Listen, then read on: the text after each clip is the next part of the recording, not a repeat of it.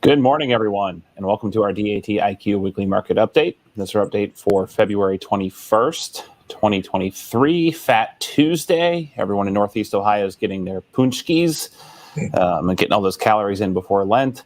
I want to thank you for joining us. I'm Ken Animo, Chief of Analytics over here at DAT, and we have our field reporters out there. We have Dean Croak, who's Principal Industry Analyst, and Tim DeNoyer, who's Principal Analyst over there at ACT Research. Good morning, gentlemen. Good morning. Good morning. Coming to you live from Columbus, Indiana at the ACT Research 68th conference. 68th ACT Research Seminar. We're covering seminars. Seminars. Yes. Right. Nice. We've got a lot. Wish I could have been out there, but yeah, I'm leaving for Spain next week, and I figured it's probably best that I stay around this week so I don't fly home with all my stuff in the front yard. Another time. So tell us a little bit about the conference, or the seminar. Sorry, tell us a little bit about the seminar and what's going on and what y'all have planned.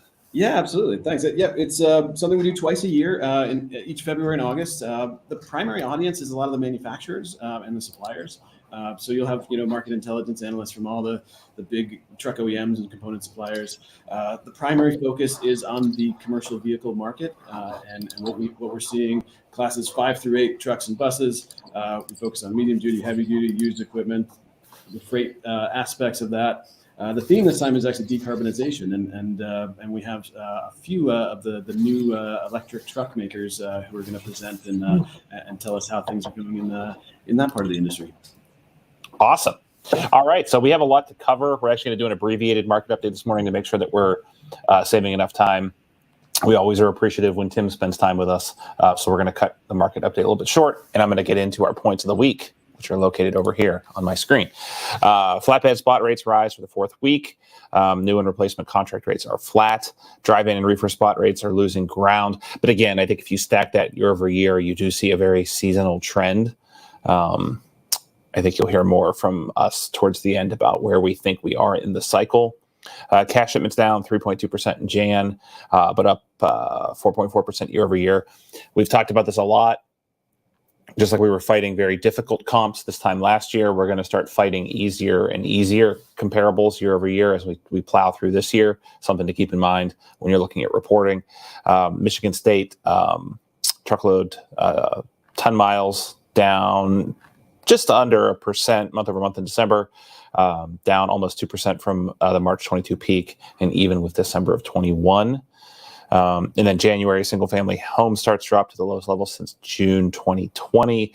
Following January's 4.3% month-over-month decrease, we're now down 30% year-over-year. Again, this should surprise literally no one, given that monthly payments are up like 2.5% or 3 times for the same equivalent home value, given where interest rates are on a 30-year mortgage with the average down payment. So it's pretty wild out there. From a housing and lending perspective, so these numbers should not come as a surprise. Turn it over to Dean to get us moving through the market update. Dean? Yeah, thanks, Ken. So remember, everybody, the long-form version of this market report will be up on our website tonight at dat.com/market update. So let's start the market update this week with our load-to-truck ratio and dry van. Load posts were almost triple the previous week's volume this time last year. So we're seeing a lot less volume year over year. Volume's down slightly last week compared to 2018 levels. Last week's volume was practically identical, but with 11% more carriers posting their trucks in search of loads on the spot market, the load-to-truck ratio increased slightly to 2.48 loads per truck last week. In the refrigerated category, load posts were over 3 times lower than this time last year and have dropped for the third week following last week's 10% week-over-week decrease. Produce volumes are a big part of that. National produce volumes in terms of weekly truckloads being moved are about 12% lower than this time last year. Obviously, that's contributing to fewer load posts in the reefer market. Equipment posts in refrigerated dropped again last week. A little bit of fewer trucks looking for loads, but still at the highest level in 7 years. Load-to-truck ratio down slightly to 3.50 last week. And in flatbed, after increasing for the prior 3 weeks, flatbed load post plateaued last week, up less than about 0.5%. They're still about 75% lower than this time last year and half what they were in 2018, which of course was a very strong flatbed spot market. Equipment posts also in flatbed at their highest level in 7 years, and around 5% higher than this time in 2020 as the industry was still shedding capacity before the COVID outbreak. Load to truck ratio up slightly to 13.93 last week. Having a quick look at our market condition index, capacity tightened again last week in the southeast region. Load posts were up for the fourth week in a row. Rates up a penny per mile to $1.76 for all outbound loads regionally. Most of the volume gains in the southeast came from Atlanta and Charlotte markets. They're the two of the bigger ones in the region. Load posts were up 6% week over week, rates up 2 cents a mile to $1.71. In Atlanta, the largest spot market in the region, load posts were up 4% week over week, rates up a penny per mile to $1.69. And in the other lane we looked at was Atlanta to Elizabeth. Went against trend last week, rates dropped to $1.52 per mile. That was a 12-month low on that lane. Loads south to Lakeland were also at a 12-month low, just over $2 a mile. Drivein capacity continued to tighten in New Orleans last week ahead of Mardi Gras, which I think is today, if I'm not mistaken. Louisiana inbound rates were up 3 cents a mile to $1.88 last week. Outbound rates out of New Orleans were up to $1.78 from $2.09. Not even sure I'm saying New Orleans right. Is that technically correct? Is it New Orleans? I never get that right. New Orleans? New Orleans, yeah, New Orleans. Refrigerated market capacity tightening slowly over the last month in Atlanta following the previous week's 3 cent per mile increase to $1.90 per mile. Loads moving between Atlanta and Lakeland. It's one of our busiest reefer spot market lanes. The number of loads moving are up about 12% over the last month, but with sufficient capacity on this lane, rates continue to decline, averaging $2.64. That's the lowest they've been in 12 months. Remember, folks, these are line haul rates excluding fuel. Atlanta to Miami followed a similar downward trend at $2.45 per mile. Spot rates in the opposite direction are at about $1.42, were also the highest since June. After dropping 31 cents a mile since the start of the year, outbound rates in California at $2.12 per mile are showing signs of plateauing, but around 2018, 2019 levels as a point of reference. Volumes in the Los Angeles and Ontario markets were up 5% last week, while capacity continues to loosen with rates down for the fourth week to $1.78 per mile. Having a look at the flatbed market, again, staying on the West Coast, capacity continued to tighten in the flatbed market, the opposite of what's happening in the other two equipment types. Rates were up 15 cents a mile for all outbound loads to $1.96, up almost 20 cents a mile in the previous month. Solid rate gains spot rates continue to decline. Hang on, I've got that wrong. Spot rates on the lane from I think it was West Coast in Los Angeles. So we're going from 200 miles from Los Angeles to Las Vegas, up to $800 a load. That's the highest they've been since October. At 209, the California state average is right around 2019 levels, and that's trending directionally with that hot 2018 flatbed market. Having a look at flatbed over in Dallas-Fort Worth area, volumes are up 33% last week. Spot rates up 3 cents a mile to $2.03 for all outbound loads in the Dallas-Fort Worth market. So wrapping up with our year-over-year look at spot rates, line haul rates were tracking with typical first quarter seasonal trends last week, although they were about 20 cents a mile higher than this time in 2018, as you can see from the blue line on the chart. Following last week's penny per mile decrease, the national average drivein rate of $1.75 is 91 cents a mile lower than this time last year, but 22 cents a mile lower than the top 50 lanes based on loads moved, which averaged $1.97 last week for drivein. In refrigerated, national average line haul rates dropped 33 cents a mile since the start of the year. The most of all of our equipment types. Rates were down another 2 cents a mile last week, averaging $2.04. Spot rates are now $1.03 per mile lower than this time last year, but about 8 cents per mile higher than this time in 2019. And lastly, having a look at our flatbed market, spot rates increased for the fourth week in a row, following last week's 3 cent per mile increase to a national average of $2.13. Flatbed rates are now 7 cents a mile higher than this time in 18 and 19, and just over 50 cents a mile lower than the previous year. So that's it for this week's market update. Remember, you can find out more about what's happening in freight at dat.com/market update. That weekly report will be uploaded this evening, and you can catch all of the details there. And with that, it's over to our question of the week and our special guest, Tim Denoyer. So, Tim, how do you expect the supply-demand balance in the trucking industry to change over the course of 2023? Well, thanks, Dean. And that was very helpful update. So it's interesting, right? I guess maybe to set the stage from last year. So we've been in sort of a loosening phase of the market for the better part of a year at this point, probably about a year since spot rates peaked, and we've been. I think we're close to sort of peak looseness right now, if you will. Yeah.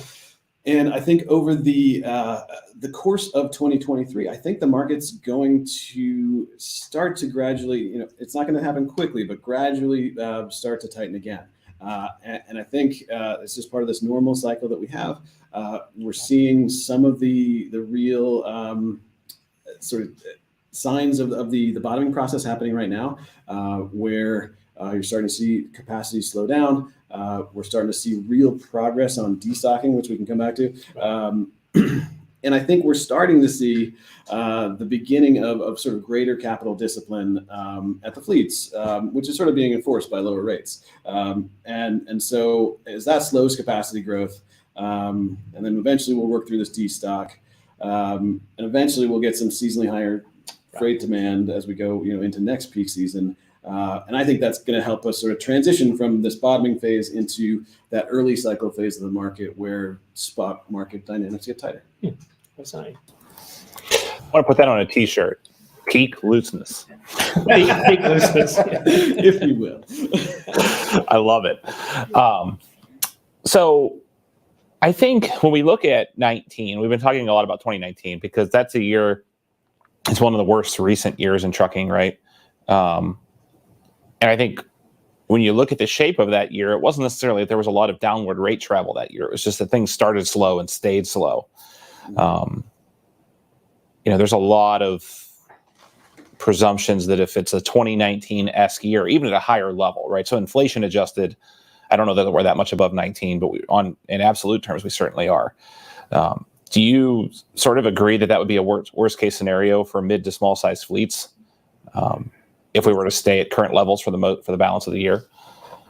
Yeah, absolutely. And sort of muddling along at these kind of levels would be really painful. And I think that's actually sort of the reason that I'm constructive, frankly, and it's not the most positive for those at the margin right now of the industry, but I think that there's some culling happening as these rates have fallen below costs in a lot of cases, and to a greater degree than we've seen in the past. And so I think that actually could have capacity leaving the spot market, in the relatively near term, at the margin, and that creating those conditions where when volume comes back, it's going to turn that rate cycle higher. And I think it's going to be a brief, part of the cycle, but over the course of this year, and I think you'll have capacity coming back next year. These are always very important times, right? I mean, the last truck in when the market's at its peak and the last truck out when the market's in its valley are always very, you never know which one that's going to be, but it's bound to be someone, right? The truck that came in that predicated their entire business model on $3.25 a mile forever and ever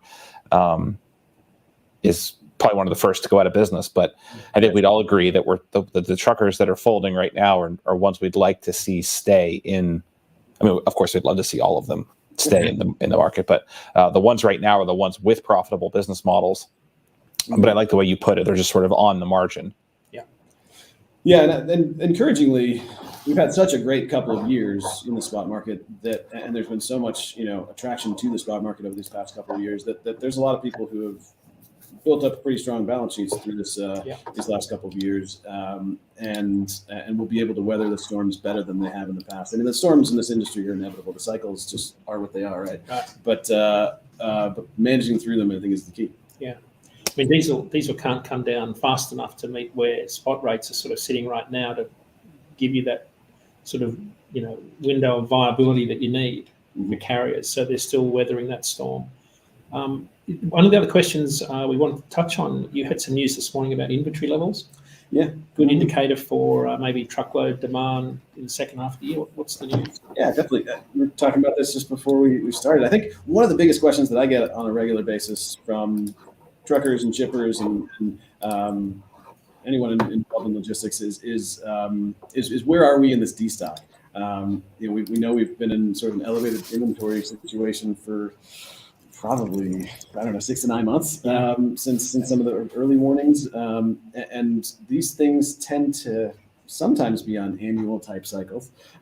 We got some really good news this morning where Walmart reported a 2.6% year-over-year decline in their U.S. inventories.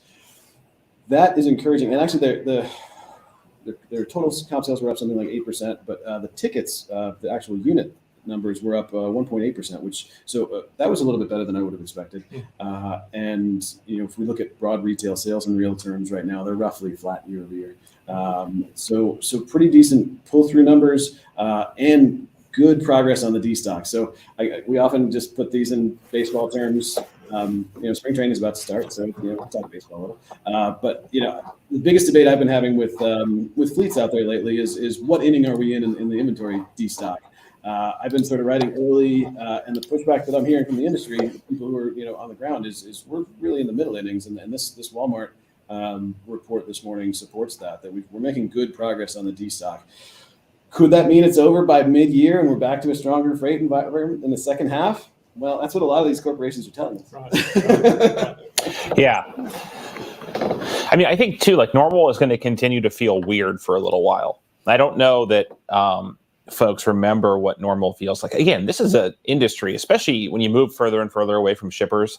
This is an industry with very, very high turnover, and the average tenure is not very long. So, we were out visiting customers last week, and a lot of them haven't even seen a market that's normal. They came in and they're long timers because they've been in the freight brokerage industry for 2 years, but they've only ever experienced the highest of the highs, right? So it's going to be a pretty stark landscape for them to understand what it's like to broker freight in normal times, whenever it's not pumping out freight at, and getting it covered and making a ton of money on it. There's the work that's involved of outbound cold calling and setting appointments and delivering value. Yeah.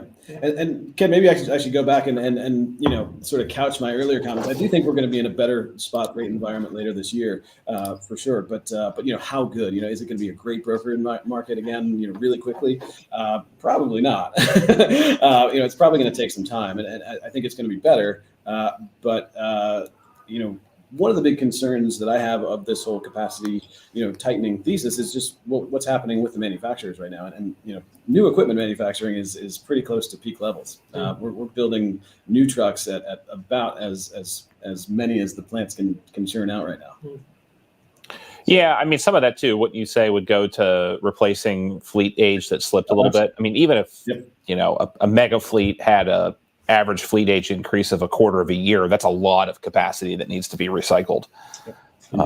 Yeah, and there's been a big sort of undersupply over the last couple of years as the chip crises and all sorts of supply chain crises have slowed down the manufacturers, but they're finally coming back, and so that replacement is happening right now, and that is helping out on the capacity side.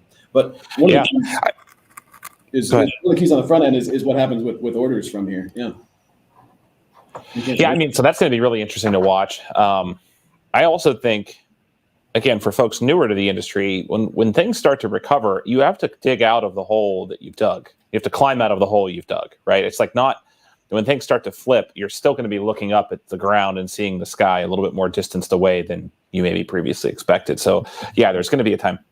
And if you're an intermediary, you just got to think about when rates are falling rapidly, you're seeing less volume, but you're capitalizing on the margin. So you will be making more per load, moving less freight. And it's a different strategy than what you're going to be experiencing probably in the tail half of this year, which is moving more freight, hopefully, at lower margins as you're on the other side, right? You're experiencing two different sides of a curve. So that's just something, and we plan to talk about that more as we get through the year, maybe bring on some experts for some tips and tricks around how to manage that as a freight broker. But that's just something to keep in mind, right? Operating in a high margin, low volume environment is a heck of a lot different than a high volume, low margin model. So Yeah, definitely. So Tim, And talk unfortunately, you don't get to choose which one you're in, unfortunately. So you touched on orders, Tim. Let's talk a little bit about the other part of orders, which is when people cancel their orders, because there's a couple of things at play here, right? We talk about the second half recovery in the freight market, but by then we would expect the backlog to be starting to clear, trucks coming out of the factory, larger fleets decreasing their age of fleets and sending more trucks into the trade cycle, pushing more used trucks back into the used truck market and dropping used truck prices, which in turn encourages more people to join the industry for lower prices, the owner-operator first-time entrant. So a big part of that, though, from previous freight cycles was order cancellations that followed record high numbers. We're not seeing that this time around. Nope, we are not. And I think that goes right back to the supply chain crisis that we've been through. And there's still all that pent up demand that's being satisfied as we speak. We've got some truck manufacturers whose backlogs are full for this year. Not the whole industry, but that's where we are in the backlog cycle. I think on net the backlog goes out to September, October at the moment, and the entire industry.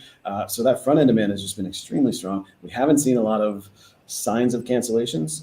The large fleets are better capitalized than they've ever been before, and they have a very strong appetite to get that average age down and manage those maintenance costs. And so we're not really seeing. We're hearing some anecdotes of some order slots opening up, and we do think that.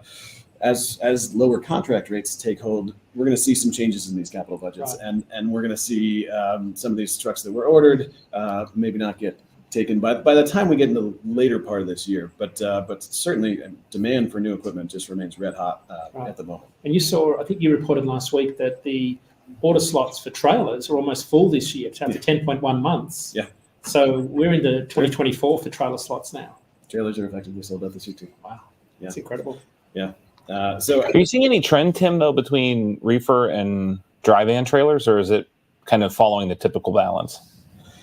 They've both been really, really strong. I think we had one of the best reefer trailer order months in history just a couple months ago in December, and dry vans have been sort of off the charts as well. I can't say I can really differentiate the trends. They're both really strong. What I can say that I think that that whole power only brokerage model that is helping trailer demand in general, that's more of a dry van factor than reefer.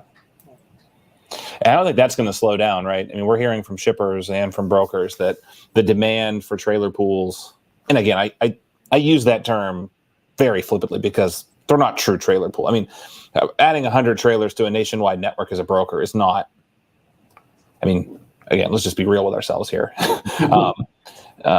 But I mean, that's not going to go away, right? It's to service strategic lanes and maybe kind of key trading areas, but that trend as dock capacity and dock labor continues to be harder to find, and you're going to see more and more shippers pushing for drop and hook as opposed to live load and unload.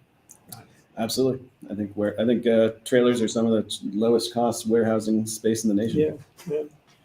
Yeah, we had Ibrahim on a few weeks ago and talking about, we're at like 96, 97% capacity nationwide, even with all the additional warehousing square footage that's went up in the last few years. Yeah.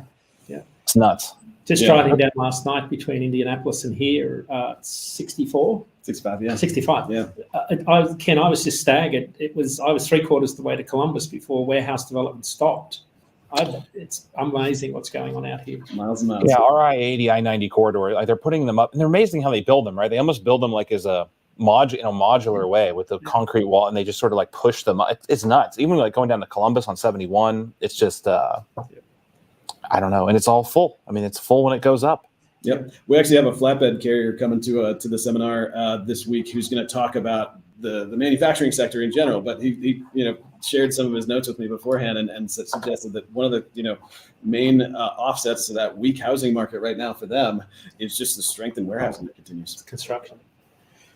Tim, can you talk a little bit about, I haven't prepped you for this question, but one of the things I see a lot is a lot of day cabs, slip seat day cabs on regional haul work, as opposed to a sleeper cab with maybe a solo driver. So and that's part of that shift of more regional final mile freight, but also to have drivers home more often. So you have a day cab regional model. Do you see that in your numbers, the Class 8 or Class 7 and 6? We look at it and we try to analyze, the changes in sales between different freight hauling vehicles. The truth is, what's happened over the past year is that the manufacturers have prioritized sleepers because they're higher margin and they're constrained on the number of vehicles they can build. So the market fundamentals, you may be right, but we're not seeing it in the sales data right now. So sleepers are doing really well. Medium duty trucks have been doing really well and have fallen off. E-commerce demand in general is a little bit softer this year, but certainly had been strong for a couple of years. So medium duty had been taking some share. Day cabs had been taking some share, but sleepers have just taken some right back this year. That's cool. Good data. A couple questions, Dean, and then we'll maybe. Yeah. All right. So first question, why are all the reefer rates so low when fuel is so high? From Frederick Tolliver. Hopefully he understands that the rates are ex-fuel. Yeah. So, Frederick, so our rates are line haul rates excluding fuel. So the fuel surcharge would be an additional cost to the line haul rates that we shared today, if that helps answer the question. So I think we talk a lot about this, and if you're new to the show, we'll repeat it for you. But in a short-term window, rising fuel actually puts a downward pressure on baseline haul rates, and the inverse happens when fuel falls. So if you look at like a 3-week window, and there's a shock to the fuel markets up or down, you'll typically see baseline haul come down. What you'll actually see is the all-in rate stay relatively flat. That's the actual phenomenon that's observed. And all that means is there's less or more left over to go for the base rate, since most spot loads are negotiated all in. So if you get $1,000 on a load and then fuel goes up the equivalent of $100, you're probably still going to get $1,000, or you might get $1,015. But the amount that's left over for base went down by $100 or $85. So that's what you see. It tends to normalize. What you're seeing now is it normalized, right? We haven't seen a major 10-cent plus reverberation in diesel, have we, Dean, in the last few months even? Correct. It's been moving downward about 4 or 5 cents a week, nothing major. So unfortunately, there's no aspect of fairness in a bid-ask driven market, right? So the base rates aren't really negotiated with fuel kind of implicitly or explicitly in mind, right? Unfortunately. Question from Anonymous. We don't know who it is, but what's the best way to forecast for fuel during this time? I have a great tip for this. It's phenomenal. It works every time. Right. I want you to go outside on a windy day. I want you to lick your finger, and I want you to stick it up in the air. That's it. That will tell you, that's Texas windage. That'll tell you how to forecast fuel. Yeah. Would you like my professional answer? Sure. I do this professionally. We take the current oil price, we use a regression to diesel, which is, a little, just use the current price and roll that forward. That's the best you're going to be able to do. And you call that, if you want to really get fancy and get hired as a data scientist, you call that naive modeling. Well, we're just taking it out of the equation. That's why we look at things ex fuel, and we can understand what's really happening in the market ex fuel. We joke a little bit, but forecasting energy prices is one of the most complicated and difficult things in the world. Yeah. I come from the energy. I mean, I cut my teeth in analytics in deregulated energy, so I know firsthand how painful it can be. And diesel is one of the trickiest to actually forecasting natural gas and crude. There's a little bit more wood behind that arrow. There's a lot more resources out there. Diesel is just notoriously fickle because it doesn't. Gasoline's actually a lot easier than diesel, right? And if you actually, now we're going to get super nerdy here, but if you go back and look, diesel doesn't follow crude nearly as well as gasoline does. And we all intuitively feel this, right? If you're, odds are if you watch the morning news and there's some OPEC news that drives fuel up or down, crude up or down, and you go get gas that morning, you'll most likely see that manifest in your gas prices. There's like a whole different apparatus around retail, wholesale spreads, fuel card discounts, corporate discounts at major rest sites that drive diesel prices to be what we would call decoupled from crude. Yeah. So it's there's no easy way to forecast fuel. Unfortunately. Unfortunately not. But we find it slightly better correlated with Brent than West Texas. But these refining margins lately have just been, it's wartime out there. Yeah. Yeah. There's another one on LinkedIn. I don't know if it made its way into our chat, but there's nothing really to answer. It was Marcin that responded, what's going on with freights and rates? And my answer to that is, when you figure it out, let us know. But he did have an actual question follow-up, which was trucks are over. It wasn't a question. It was a statement. The trucks are overpriced. And that might be a good way to wrap this up. And we saw record increases in used truck prices. Dean's been reporting on that forever. It seems like we've gotten into a position where you can walk into a Freightliner dealer or a Kenworth dealer and get, a new truck ordered at reasonable prices. Does that ring true from what does the data support that? Is I guess what I'm asking, Tim?